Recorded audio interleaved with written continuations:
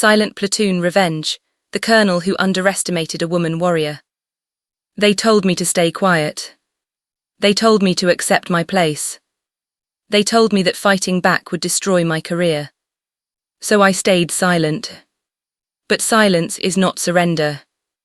I am Captain Emily Harper, and this is the story of how I destroyed the man who tried to destroy me, not with bullets, not with rage, but with patience sharper than any blade. Welcome to Silent Platoon Revenge. The decorated soldier. I gave the United States Army 16 years of my life. 16 years of desert storms and jungle warfare. 16 years of holding dying soldiers in my arms while bullets screamed overhead. 16 years of bleeding, sweating and leading men through hell and back. At 36, I wasn't just another officer. I was the soldier others whispered about with respect. The one who never broke under pressure.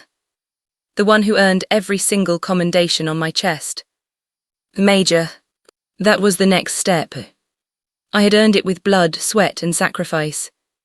Or so I thought. Because nothing prepares you for betrayal from above. The colonel's shadow. His name was Colonel Marcus Kane. To the outside world he was the perfect officer, polished, decorated, respected. But behind closed doors, he was a predator in uniform. From the moment I entered his command, I became his target. Not because I was incompetent. Because I was excellent. Every mission I completed successfully was a mirror reflecting his inadequacy. Every soldier who respected me was a reminder that respect cannot be commanded, it must be earned. And Kane, he had never earned anything in his life. So he smiled when others praised me. He nodded when my success reached the top brass. But in the shadows, he worked to destroy me. The traps began small.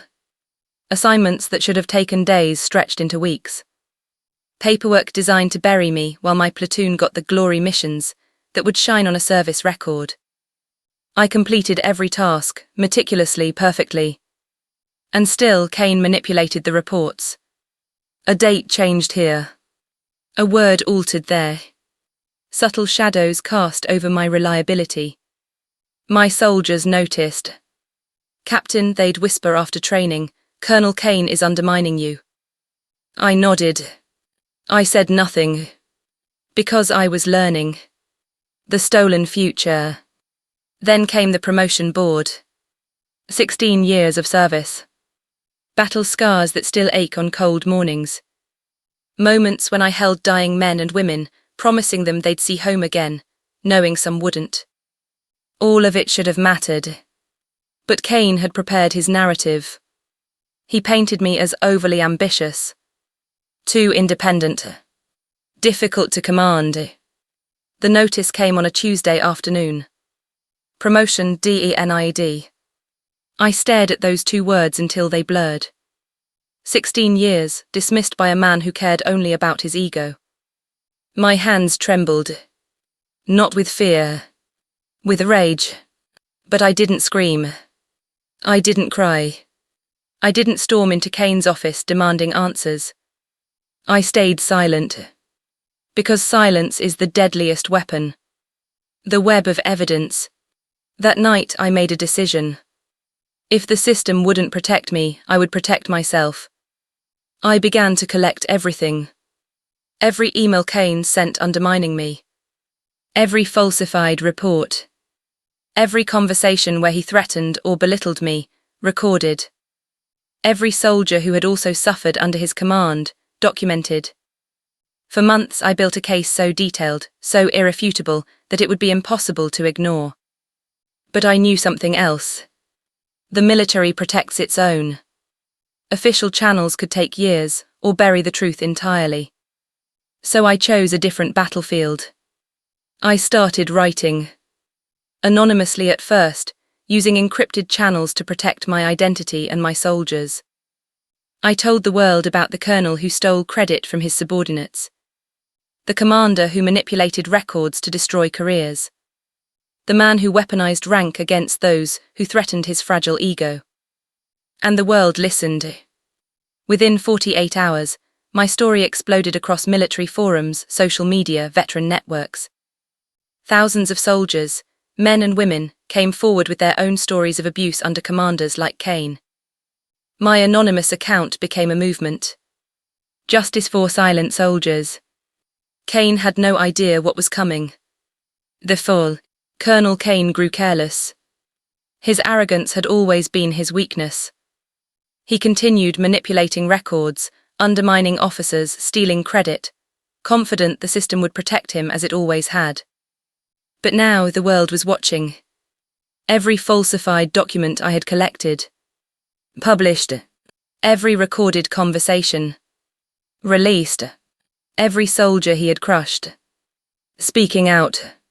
The army had no choice but to investigate. And when they summoned me, it wasn't as a defendant. It was as the witness who exposed corruption. Kane tried to fight back. He called me insubordinate.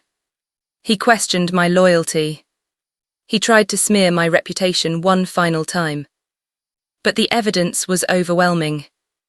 Dozens of soldiers corroborated my claims. Documents proved his manipulations. The recordings captured his threats. He had nowhere left to hide. 3 months later, the announcement came. Colonel Marcus Kane relieved of command. Stripped of rank. Under investigation for professional misconduct. My story went viral, not just in military circles but nationwide. News outlets picked it up. Veterans organizations championed it. Social media exploded with support. I became a symbol for every soldier who had been silenced. A voice for those who had been crushed by corrupt commanders. Silent platoon revenge began trending. This is the true victory. Eventually, my promotion came. Major Emily Harper. But the rank felt secondary. The real victory was proving that patience is power. That silence is not weakness. That a soldier with truth and evidence can topple even the most protected tyrant. Now, when I lead my platoon, I carry a different kind of authority. Not the kind that demands obedience through fear. The kind that's earned through respect and proven by action. My soldiers know my story.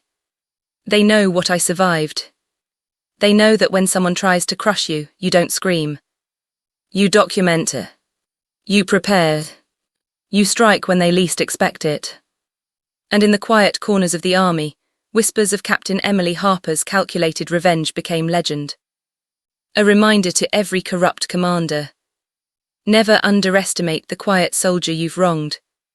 Because revenge, when executed with precision and integrity, is unstoppable.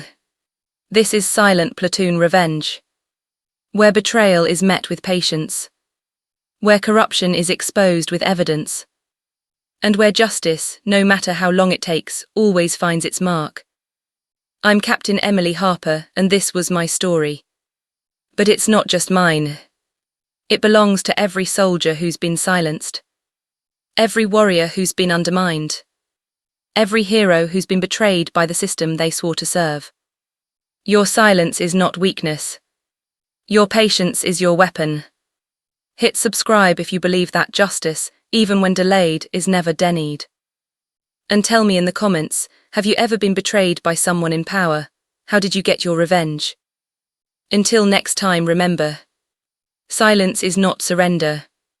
It's strategy. No courtrooms, no mercy, just justice.